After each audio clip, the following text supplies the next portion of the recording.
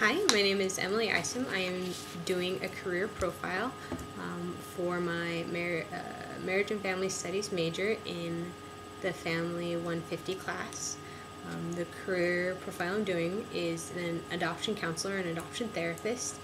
The organization that I looked at was LDS Family Services, and they have a lot of facilities all over the United States, but here in Utah, the one that I'm closest to is on 427 East and 21st South in Salt Lake City. I don't know anybody in this field as an adoption therapist or counselor, but I do know a lot of people that work for LDS Family Services.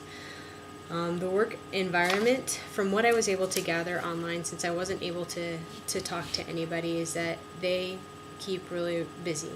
Their responsibilities make it so that they have to have a flexible schedule, because they have to be scheduled based on the needs of their clients. They can do counseling for an individual, such as an adoptee or a birth mother, or they can do it, their counseling in a group, especially for a family that's getting ready to adopt. The websites that I looked at didn't say a lot about the stressors, but from what I was able to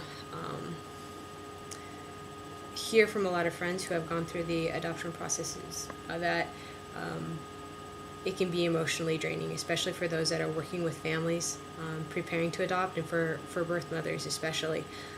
They go through a separation loss, and so they need counseling for that. The hours can be really long sometimes, especially during moments that family it has that transition between adopting. Benefits for other agencies, I don't know what their benefits were, but for LDS Family Services, they have their basic medical, they have retirement, and they do have supplementary benefits, so like a life savings. They do have those kind of benefits. Job tasks. Being an adoption counselor is more than just placing a birth mother with an adoptive family. It's more than just matching two families together. It's to provide emotional support for everybody involved in the adoption. They do in-house visits. They go make sure that the environment is good for the child being adopted. They do post-adoptive checkups, especially with the birth mother. They can offer up to 6 weeks of counseling for her. They provide education during the adoption process of what the adoption process is and of things to anticipate.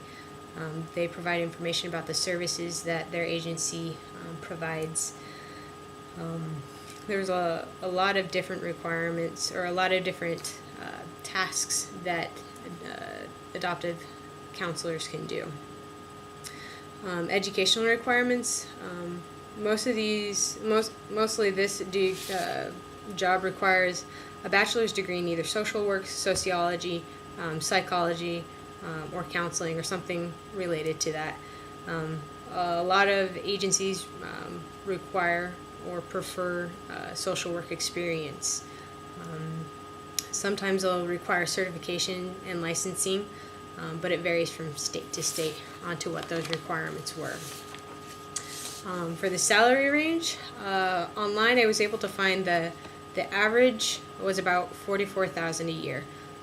As a starting pay, started around $30,000, and as you got more experience, from 10 years up to 20 years, was around $46,000.